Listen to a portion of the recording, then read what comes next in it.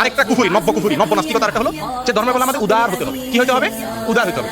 আমার সবচেয়ে আশ্চর্য লাগে এই নসিহতগুলো কারা করে? যাদেরকে মাটিতে শোয় এক পেটের উপর একটা পানা দিলে শুদ্ধ করে সূরা ফাতিহাটাও বলতে পারবে না।